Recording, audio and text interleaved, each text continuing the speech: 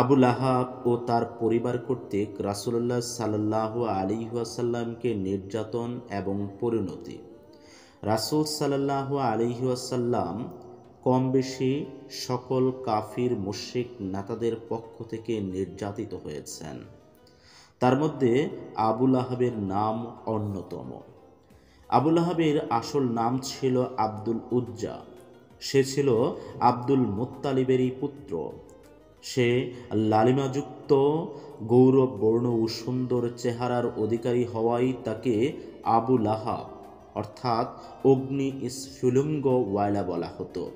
এছাড়া আব্দুল উজ্জা নাম কুরআনে থাকাটা তাওহীদের সাথে সাংঘর্ষিক বিদায় পবিত্র কুরআনে তার আসল নাম বর্জন করা হয়েছে। তাছাড়া আবু লাহাব ডাক নামের মধ্যে জাহান্নামের সাথে বেশ মিলও রয়েছে। সে রাসূলুল্লাহ সাল্লাল্লাহু আলাইহি ওয়াসাল্লামের আপন চাচা ও ঘনিষ্ঠ প্রতিবেশী ছিল। তারপরেও সে নবী করিম সাল্লাল্লাহু আলাইহি ওয়াসাল্লামকে অকথ্য ভাষায় গালিগালাজ সহ নানা রকম নির্যাতন করত। একদা নবী করিম সাল্লাল্লাহু আলাইহি ওয়াসাল্লাম সাফা পাহাড়ে আরোহণ করে আহ্বান জানালেন যে, হে বনু ফিহর, হে বনু আদি। এভাবে কুরাইশদের বিভিন্ন গোত্রকে তিনি ডাকেন। এতে সকল নেতৃত্বস্থানীয় লোক একথা শুনে একত্রিত হল। যে পারেনি সে একজন প্রতিনিধি পাঠিয়ে দিল কি ব্যাপার তা জানার জন্য। কুরাইশরা এসে হাজির হলো। আবু লাহাবও তাদের সাথে ছিল। অতঃপর নবী করিম সাল্লাল্লাহু আলাইহি ওয়াসাল্লাম বললেন, যদি আমি বলি যে পাহাড়ের অপর প্রান্তে শত্রু সৈন্য অবস্থান করছে, ওরা যে কোনো সময় তোমাদের উপর হামলা করতে প্রস্তুত, তোমরা কি সে কথা বিশ্বাস করবে? সকলে বলল, হ্যাঁ বিশ্বাস করব, কারণ আপনাকে আমরা কখনো মিথ্যা বলতে শুনিনি। তখন তিনি বললেন, আমি তোমাদেরকে কঠিন আযাবের ভয় প্রদর্শন করছি। আবু লাহাব বলল, তুমি ধ্বংস হও। এই কথা বলার জন্য তুমি আমাদেরকে এখানে ডেকেছ? তখন আল্লাহ তাআলা সূরা লাহাব নাজিল করেন, যাতে বলা হয়, আবু লাহাবের দুটি হাত ধ্বংস হোক এবং ধ্বংস হোক সে নিজেও। অন্যত্র বলা আছে, সাফা পাহাড়ের পাদদেশে দ্বীনের দাওয়াত দেওয়ার পর রাসূল সাল্লাল্লাহু আলাইহি ওয়াসাল্লামকে মারার জন্য আবু লাহাব একটি পাথরও তুলেছিল। তার দুই ছেলে উতবা ও উতাইবার সাথে নবুয়াত পূর্বকালে রাসূল সাল্লাল্লাহু আলাইহি ওয়াসাল্লামের দুই কন্যা রুকাইয়া ও উম্মে কুলসুমের বিবাহ হয়। কিন্তু নবী হওয়ার পরে সে তার ছেলেদেরকে তাদের স্ত্রীদের তালাক দিতে বাধ্য করে। পরবর্তীতে এই দুই মেয়ের সাথেই একের পর এক উসমান রাদিয়াল্লাহু তাআলা আনহুর সাথে বিবাহ সম্পন্ন হয়। রাসূল সাল্লাল্লাহু আলাইহি ওয়াসাল্লামের দ্বিতীয় পুত্র আব্দুল্লাহ, যার উপনাম তায়েব বা তাহের, মারা গেলে আবু লাহাব খুশিতে বাগবাগ হয়ে সবার কাছে গিয়ে বলে, মুহাম্মদ এখন লেজকাটা নির্বংশ হয়ে গেল, যার পরিপ্রেক্ষিতে সূরা কাউসার নাজিল হয়। হজ্জের মৌসুমে আবু লাহাব রাসূল সাল্লাল্লাহু আলাইহি ওয়াসাল্লামের পিছে লেগে থাকত। যেখানেই রাসূল সাল্লাল্লাহু আলাইহি ওয়াসাল্লাম দাওয়াত দিতেন, সেখানেই সে তাকে গালি দিয়ে লোকদেরকে বাগিয়ে দিত এবং বলতো, এ লোকটি বিধর্মী, মিথ্যাবাদী, তোমরা এর কথা বিশ্বাস করো না।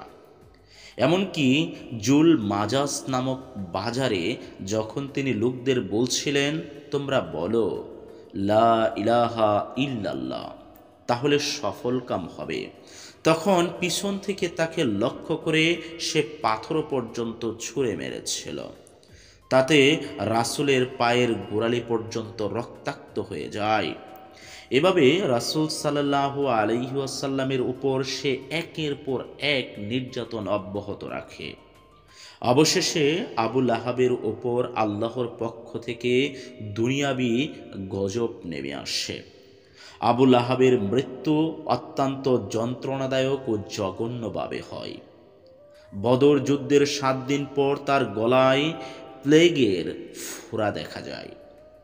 সংক্রমণের ভয়ে পরিবারের লোকেরা তাকে নির্জন জায়গায় নিয়ে ফেলে আসে। সেখানে দুকে দুকে তার মৃত্যু হয়।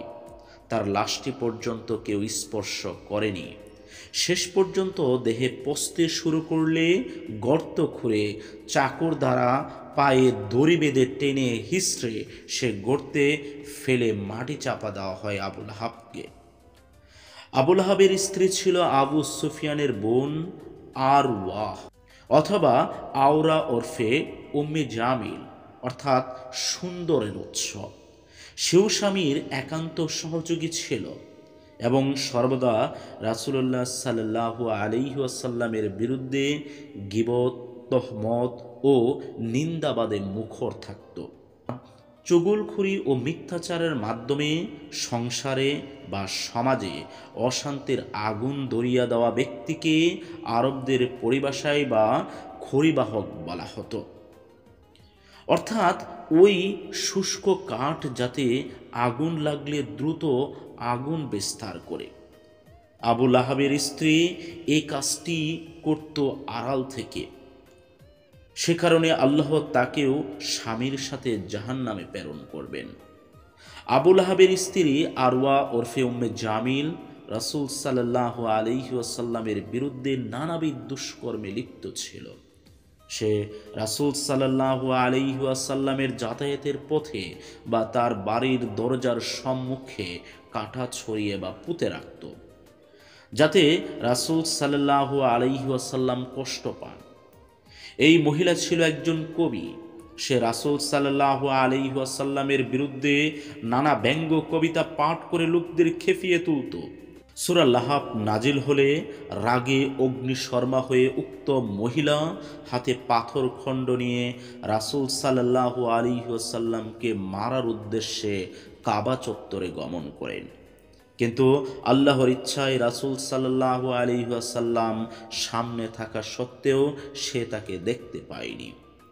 তাই পাশে দাঁড়ানো আবু বক্করের কাছে তার মনের জাল মিটিয়ে কুৎসামূলক কবিতা বলে ফিরে আসে সে।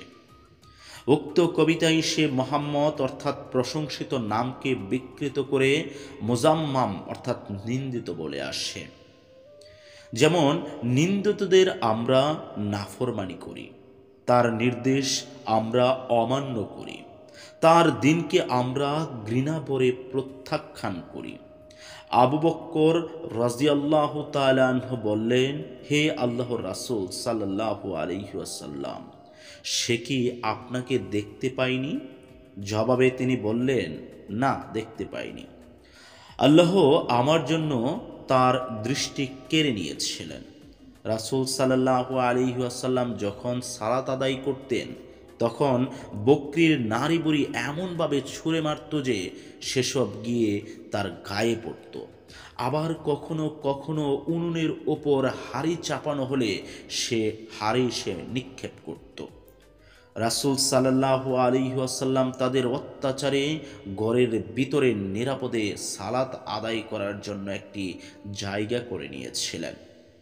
মুর্রা আল হামদানি বলেন, আবু লাহাবের স্ত্রী উম্মে জামিল প্রতিদিন কাঁটাযুক্ত জুপের বোঝা এনে মুসলমানদের চলার পথে ছড়িয়ে দিত। ইবনু জায়েদ ও জাহ্হাক বলেন, সে রাতের বেলায় এ কাজ করত।